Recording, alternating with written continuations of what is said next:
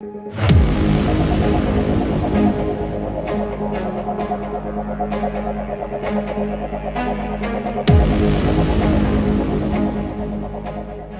everyone. Dr. Brian Scott with you. We're sharing insights to the end times. Where are we on God's timetable as we approach the end of time as this earth knows it? We're getting very close to the end. Yesterday, we were looking at the 13th sign in 2 Timothy chapter 3, which are talking about the signs indicative of the perilous times that are here. Not coming, but they're here. And we were looking at the term fierce or brutal. We looked at the definition, that it's cruel and harsh and fierce and vicious and violent and uncivilized. I was giving you some statistics on young people and the amount of violence they're watching on television.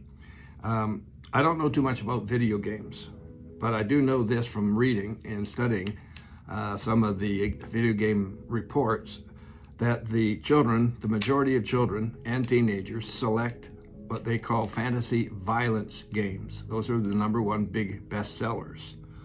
These games are so similar to real combat that military experts make this statement that they are teaching the kids to kill and to like killing.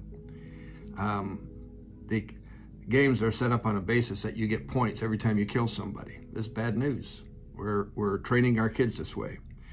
Let's look at some other statistics. Today's music, a lot of it is rap music. It's filled with violence. It reinforces this violence exposure that we're talking about.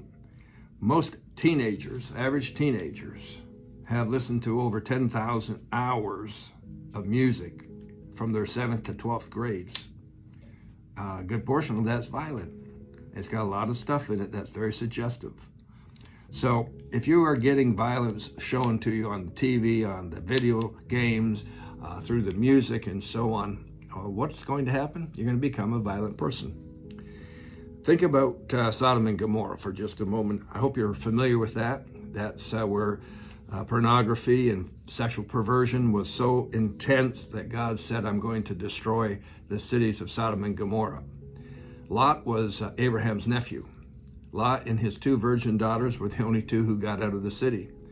Lot's wife and his 2 married daughters and son-in-laws were all killed. Now, the thing that really, really is amazing to me is 2 angels came to talk to Lot. They came into his house. Some of the men from the city came and they were homosexuals. And they knocked on Lot's door and requested that the 2 men be sent outside so they could have their way with them. I hope you can connect the dots there. Lot said, no, I can't do that. But here's what Lot said. He said, I've got 2 virgin daughters. I'll send them out to you. They said, no, we don't want them. We want the men. Lot was going to send his 2 pristine daughters out to these men to be used however they wanted to sexually accost them. Wow. Talk about being desensitized. Tremendous desensitization. I should try that word again. Desensitization. Yeah, better. Let's talk about another area of violence that has overtaken our world. It's abortions.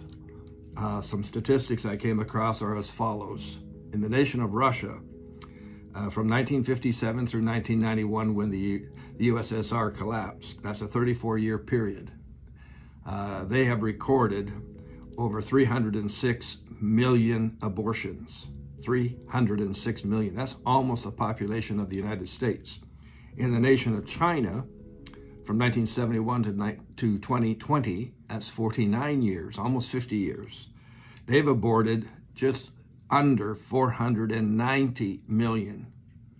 That's the population of the United States, Mexico, and Canada combined, the entire population. The United States, since 1973, with the Roe versus Wade decision, have aborted 62 million babies. So when you add these all together and add all the other countries, from 1980 through 2020, a 40-year period, there have been over 2 billion abortions. Folks, that's 125,000 abortions a day.